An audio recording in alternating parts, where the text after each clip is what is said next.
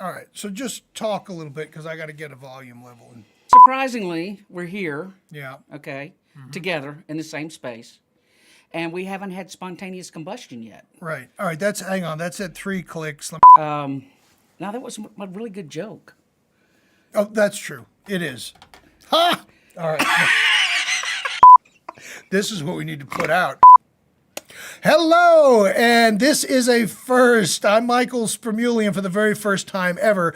I have a live guest inside of the Blue Ridge Astrology Studios, my dear friend and world-renowned astrologer, Miss Lana. Welcome, Lana. Hi. We're actually in the same location, and she came for a little visit, and we've been talking astrology, and Lana got inspired, I don't know, sometime in the middle of the night last night, apparently, and she said, we got to do some content, so I'm going to turn it over to you. And surprisingly enough, we haven't spontaneously combusted yet by being together. This is true, and we should mention, go ahead and mention the Mercury retrograde nonsense. We're, in total disclosure, we've already recorded this once, and then we went to go listen to it, and there was no audio. Nothing, dead as a doornail. Great video feed, but y'all would have to all know sign language. Well, lip language, how to read language, lips. Yeah, there you go. So, but we the meters are rolling. We're in good shape. So what hit you inspiration wise? So this morning I woke up and I was like, I'm on Threads a lot, and there's a lot of people that put like an instant like hot take about. I'm calling it Bubba's basket. Oh, yes. Barbault and his frickin' basket. Yeah. Barbault and his frickin' basket. It happens on Sunday, and I'll be glad when it's done because everybody's talking about it. This Southern girl doesn't do Barbault, okay? So it's Bubba's basket to me. I'm originally from Texas, and you can tell from my accent, and I can make it even thicker if you'd like. But the point is that what bothers me the most about everything that's gone out there, and everybody has really great content. I'm not dissing on other astrologers. Well, not everybody. I mean, some of them are horrible, but a lot of them are really good. I agree. Yeah, but they're in little micro slices, and they don't give you the complete picture. Cherry picking. That's a term we use in vibrational astrology. And the thing is, no cherry picking. Yeah. Because go ahead. I don't want to step on your parade here. I can't stand that because you're not getting the full picture of what's going on. So when I woke up this morning, I was like, I got to get to my computer. From a Western astrology standpoint, I pulled up the exact moment that it's going to hit, which is on the 19th at 9:48 a.m., I believe, Eastern Standard. I mean, it's not Eastern time. It's not 100% exact to the minutes, but it's close. It doesn't matter. This is a kickoff of a long-term cycle, so and I exact started. doesn't matter. You're going to be shocked about this. Go ahead. It started with Mercury. Okay. Okay. Mercury starts everything, and if you watch any of Stefan Burns stuff that does the heliocentric astrology relative to the volcanology on Earth, relative to earthquakes and other things. Okay. Yep. Mercury's always the planet that initiates action on our Earth. Okay. And so I started with Mercury with retrograde, and I followed the path all the way around. It blew my mind. Okay. All right. And tell us why, Professor Lana. Why did it blow your mind? Because it brought in all the personal aspects of the insecurities that we're feeling with all the different things that have been going on for the last 2 weeks, okay? And it involved almost all of the planets, not just the big four, okay? Not just Jupiter, Neptune, Saturn, and Uranus, not just the big four. Well, what about Pluto? Isn't Pluto? Pluto's involved. Yeah, just with the basket. I mean, right. So when I started looking at it, it tells the story about how personally we are involved in this, and about how many people are going to be impacted from this. Like, I would be shocked, and I did some research last week after I was doing readings of how many people that came to me that had major trigger points from Bubba's basket. Okay? So when you hear astrologers talk about that this is a revolutionary change, the more people that are involved, the more revolutionary it is. Sure. Okay? And so I thought that was profoundly important. and statistically relevant. Okay. And so once I got finished recording that video, then I called Michael and I said, Michael, you need to look at the VA aspect, the vibrational astrology aspect of it, to see what the vibe is, to see if it is matching up. Because in case y'all haven't caught us before, this is what we do. We do not rehearse anything. Oh, hell no. I'm learning vibrational astrology from Michael. And I'm learning from. I always learn, regardless of how much or little time an astrologer's been in the game. I always learn something from whomever I speak with. So it's always a learning mechanism, because the idea of Mercury kind of initiating things for Earth, that's a new one for me. I had not heard that before. So anyway, yeah. we like to bounce off of each other Yep. and do our own little experimentation so that we find out what the synchronicities are between them. And so far, on every one of the videos that we've done together, There's a connection. there's always a connection. And so I said, I got to get ready. I'll be over at your house. Do your prep, and then let's sit down and record a live video. Yeah. So this is what we're doing today, and you're going to probably have your mind blown as much as mine was about the synchronicities with which this thing is marrying up. Now, that being said, I also want to emphasize one very important point. This is a process, and it's not just a single day in time. Okay? I get really annoyed when I read social media posts. Oh, yeah. Like the about Earth's how- going to implode or all the nanny boo-boos that get on there and say, oh, well, nothing really happened. Yeah. Well, duh, it's a process. Right. And it takes time for it to develop. Of course. Which is why I'm doing my research project of marrying up each day with the transits, the world events that are occurring. Right. So that we can see the cyclical process, kind of like the ocean waves. Exactly. Okay. Yeah. Of how this works. The entire ocean doesn't land on the shoreline at once. No. You get small waves, Well, big waves. If it did, we wouldn't be here. Well, yeah, exactly. And if that happens, it's too late. It's night for Bonzo. Okay. Right. And everybody else. So anyway, it was pretty significant. So today's going to be like a two-part deal. If you want to see the Western astrology take, we will post these together, okay, so that you can watch both. And then I'm going to turn it over down to Michael for him to talk about the vibrational aspect of this particular transit and how long Sure. it's going to impact us. So, again, any cycle, whether it's a one-day cycle or an 18-year cycle or 400-year cycle, has a beginning, a middle, and an end. And there's this ramp up. It's not a matter of just flipping on the switch.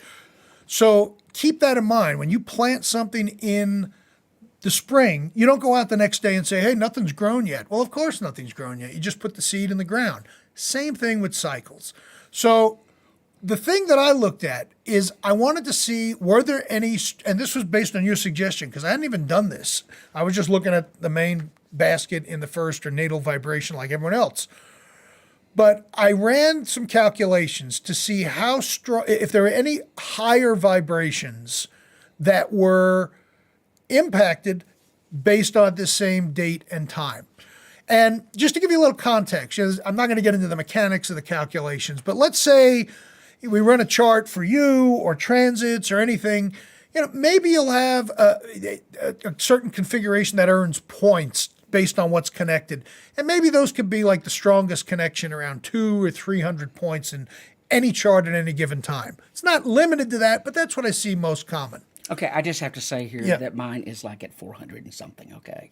Just for Your the audience. your chart. My personal. Yeah, okay. I just need to let everybody know That's right, because I actually ran yours through this calculation, and it for as far as what vibration is the strongest and what have you. So I did it for Barbault, Bubba's basket, and it's interesting because two vibrations came out at the top of the heap, the 6th and 12th vibration, and we'll get into what those mean in a minute. But they were both in the area of around 1,100 to 1,400 points. Well, so what? Who cares? Points equal power. The more aspects and angles and connections and midpoints, and that's what we're evaluating, all that stuff put together. It's a lot of power. So that's why this has captured everybody's attention. All right, so what about the vibrational aspect of it? Let me give you a quick visual aid as an example here. Oh, here we go. So think of the vibration, a vibration is sort of like a donut. Now, what makes each donut different is what type of a donut is it? Is it a cake donut? Is it a yeast donut? Is it a cruller? Does it have sourdough in it? What does it look like? That's the vibration. There's going to be a certain element that is consistent inside a vibration. What makes it even more dialed in is how is the donut decorated? Well, these are your planets.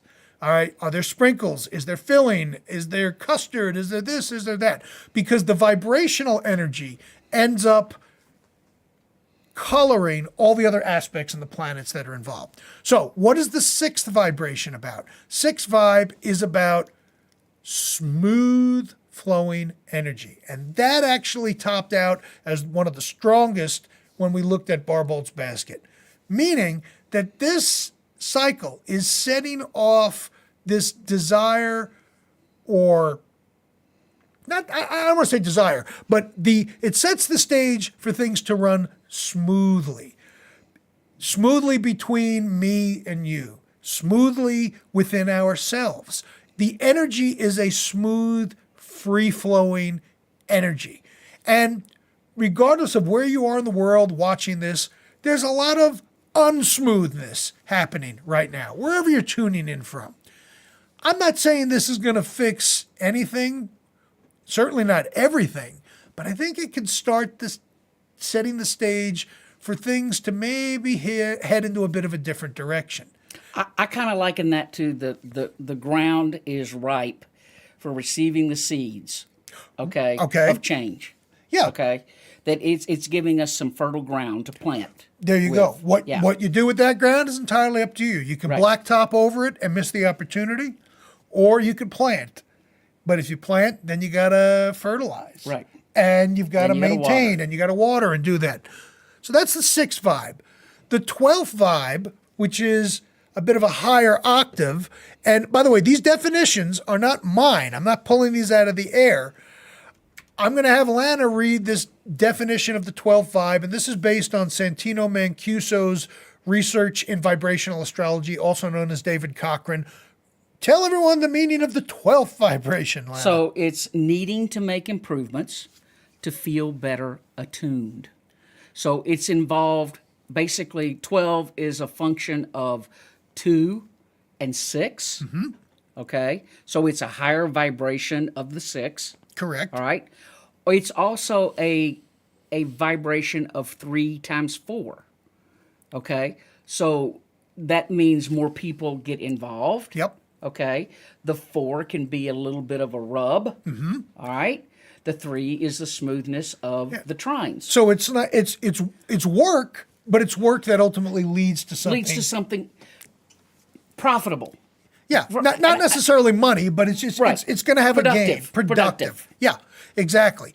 So when you put those two together, 6 vibe, 12 vibe, it's almost like the 12th vibe functions a little bit more internally to help you kind of attune to what's going on. And that enables you to deal with the 6 vibe stuff, which is, well, how do we make things smoother?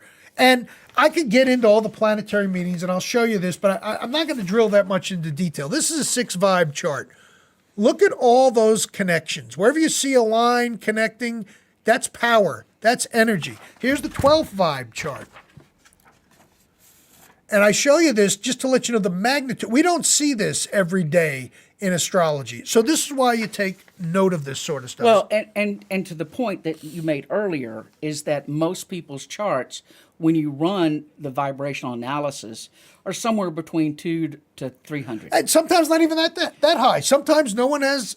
You may not have anything that's really pronounced. So if you've got something that's running at 11 and 12, you're gonna, that could be as many as 5 to 6 times the power of what you're normally dealing with. Absolutely. And so that's one of the reasons why so many astrologers, we're coming to the same conclusion through different means. Yeah. With Western astrology, it's about the largeness of the planets and the angles that they're forming with one another, okay? These are big societal change planets, all right? Yes, they have an impact on us personally, and what I'm going to say is that when I did my in-depth analysis, I talk about how those larger planets do impact us on a personal day-to-day basis. Well, of course they do. So Yeah. it's like a railroad tie, okay? Okay. One tie on the left is the personal way it's impacting us. Right. And then the other tie on the right is how it's the bigger scheme of getting from point A to point B with everybody, okay, to bring everybody along. Now, obviously, if everybody were willing to go along, we wouldn't be in this mess we're in today. So I'm not implying that we're going to get nirvana. No, of course not. Okay, and that we're all going to get along. What I am saying is that there is a better point that the more dissatisfied you are with where you are today, you finally get to your breaking point and you say, enough is enough. I need to be part of the change. Yeah. Okay? Whatever that looks like for you. And that's where it's going to be different and personal for everyone. Correct. Whether it's a change in a relationship or your career or how you show up for your community or how you stop showing up for a community. It's change. And to that point, everything that I've seen on social media, particularly threads where people talk a lot, okay? Mercury has been stirring it pretty good. Yeah. Okay? Mercury's been making a lot of changes for people. And as a result, it is helping that push. Now, if you watched our previous video that we did, a couple weeks ago? I referred to it as a slingshot. Right. Not Bubba's basket. Right. Okay? Yeah. It's like, imagine you're sitting in the basket and somebody pulls it back and then let's go and then you fly. Right. Okay? Yeah. And so we're flying to a point of 4 degrees Sagittarius. And Sagittarius is fire. It's wisdom. Yep. It's intuition. Exploration. Yep. Curiosity. Something new. Okay? Yeah. And it has discernment with it. It is the most measured element of fire. So it's the knowledgeable wise one. All right? And that's where we are trying to launch to as a collective and on an individual basis. Okay? And that's how I see this whole thing playing out. Now, FYI, on the Western side, they're going to be repeating aspects from this initial configuration take place for the next couple of years. So this is not let's flip a light switch and one boom, and done. all of a sudden, whoa, we're done. No. Okay. It's not the way it's going to be. No. So don't come at us and say, well, nothing changed. Yeah. In fact, I don't expect anything to change immediately. No, You know, not so when immediately. everyone wakes up and on Monday morning and said, well, nothing happened. Well, I'm not expecting that. And astrologers who are suggesting that this is some day that, the Earth stands still or moves forward or falls out of orbit, I don't think so. I don't think so. I don't think No. so. I mean, maybe they're onto something that we're not. But Now, in 2 years, if nothing's changed significantly, come back. on back. Come back and roast us. Okay, yeah, please. All right. And it'll be interesting to see. And because the internet is forever, you can go back and look at this stuff. And keep receipts. Yeah, and keep receipts. You're absolutely right. So, this will be there. And you can go back and look at it. Yeah. Again, Mercury retrograde. This is our second time recording this. What do we leave out that we touched on in the first point? Well, you asked me a question. What's a practical way that you can put this energy to yes, use? exactly. I'm Okay. glad you, yes. And one of the things that I had a recent experience with is I'm on Threads a lot, and I'm a big WNBA fan. Okay, and I like all the players, all of them. All right. There's been a lot of stuff for those of you who are casual fans or just picked up in USA Today. Yeah, or someone like me who has no idea what No the idea. hell you're talking Yes, exactly. I know what WNBA stands for, but I don't know much beyond The that. W is changing a lot. Okay. Okay. Because there are younger players coming into the league. Okay. And they don't necessarily look like the players that develop the league. Okay. I'm Okay. with you. Yep. And so there's been some undertones of people getting excited about racism. Okay. All There's right. been, like, well, what about the players that originally founded the league? Right. Why are we doing this? And the W has long been a league, much more so than any other, that's always been about social justice issues. Sure. All right. And so I had an experience a couple of weeks ago where I was making a positive comment about Caitlin Clark, who tends, she is the ignition switch in the W right now. Okay. Or the lightning rod. The lightning rod. yeah, She is yeah. the lightning rod. As a matter of fact, I'm going to do her chart, and anybody that's interested in sports astrology, stay tuned, because I'm going to do her chart wow. and talk about what part of this process she's playing for the W, because I think she has a lot of Uranian energy in her chart, which is lightning bolt. Which, by the way, from vibrational astrology, a lot of people in sports have strong uranium placements because they have to think in the moment, not worry about what happened before or after. And we could do some other time looking at major sports figures. Uranus is very much involved because it forces you to be in the now. But I digress. What about Mercury, though? Mercury can be involved as well, but that Uranus is tied in there usually somehow. Could be Uranus Mars, Uranus Mercury, depends on the sport, because you're going to have a different profile for someone who plays professional ping pong, where it's me and you, back and forth, versus someone who's on a basketball team where it's me and a whole bunch of people, or on a baseball team, or on a football team. Okay, so we've now got a topic for Now a we new, got new another deal, topic, because right, yeah. I love sports. Oh, yeah. But anyway, the whole point is I'm getting into a conversation about some of these hot button issues with somebody that I don't know on Threads, and it's getting pretty heated. And instead of basically hitting the block button, Yeah. Which is everyone's first line is of everybody's, defense today. Block, report, get out of here. I decided I was going to put some time and effort into it and see if we couldn't find a place of mutual understanding. All right. And this person decided the same. And so we had a very constructive conversation, and after about 15 or 20 times volleying back and forth with each other, we finally came to some mutual ground. Now, it wasn't life-changing for either one of us. Right. Okay. But I honestly felt relieved that I didn't have to cancel culture somebody. Right. Okay. You had a conversation. We had a conversation. Yeah. And I learned a few things. She learned a few things. It was awesome. Now, we don't live in Alice in Wonderland, and we don't get to have those experiences every day. Yeah. Okay? But I think part of this process is calling us that if we are going to change, we have to be the part of the change that makes it real. And if we don't do the work, it's not going to happen. It's just like every other major change that's ever existed, like in history. And all the big Western astrologers that do Hellenistic astrology Right. will go back and tell you what happened, when they stormed the Bastille in France and they had the same transit energy and it was a French Revolution and blah, blah, blah, blah. Yeah. I acknowledge that. I think that's great. I love knowing the patterns. I'm more worried today about what we each do as individuals and how we shape our culture.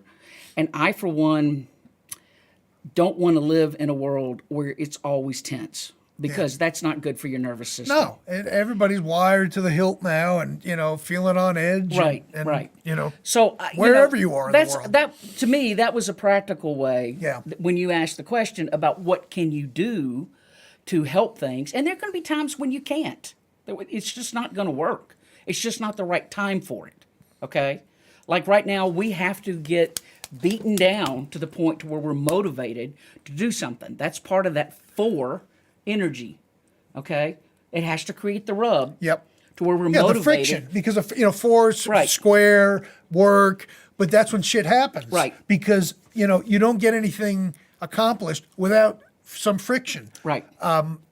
Santino uses this reference of if you want a fire, you got to rub two sticks together. What does that create? Friction. And that creates the actual outcome. And you're exhausted because you're, trying to rub the sticks together to get the heat and the smoke.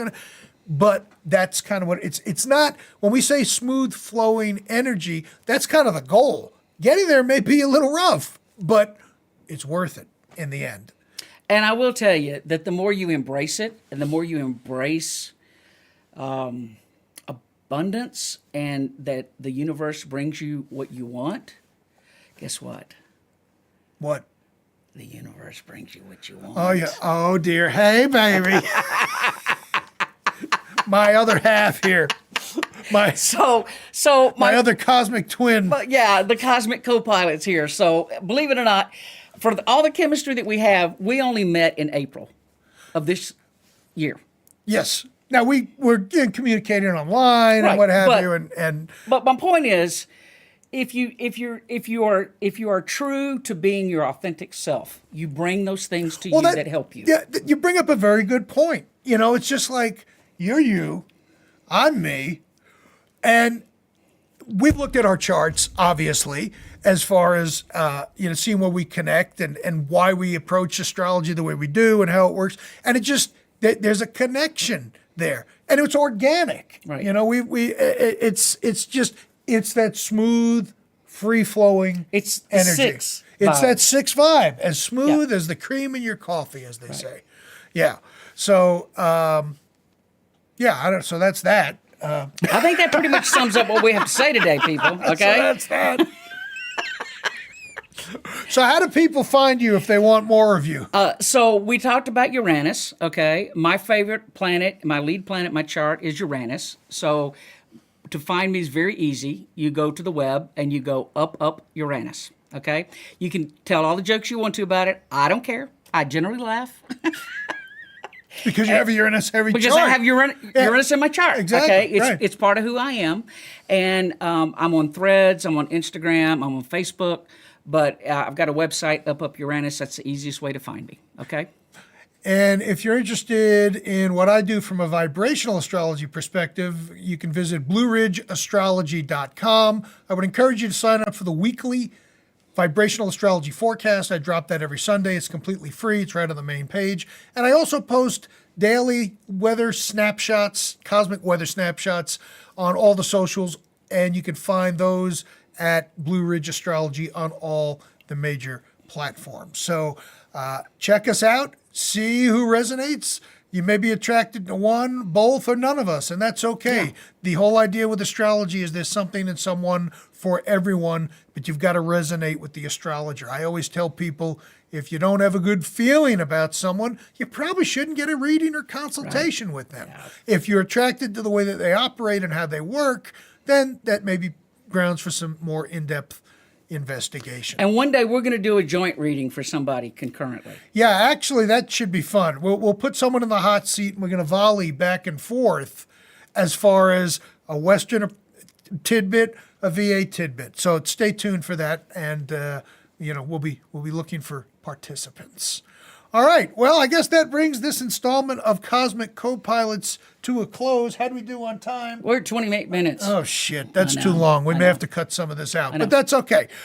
In the meantime, we'll see you for the next installment whenever we get around to it, because, that's just how we roll. I ain't making any promises. We're Uranian, okay? Yeah. So we roll with the flow, baby. When the lightning bolt strikes, that's when we're here. Time to jump on a Zoom. It's like, we got one to do. You ready to knock this out?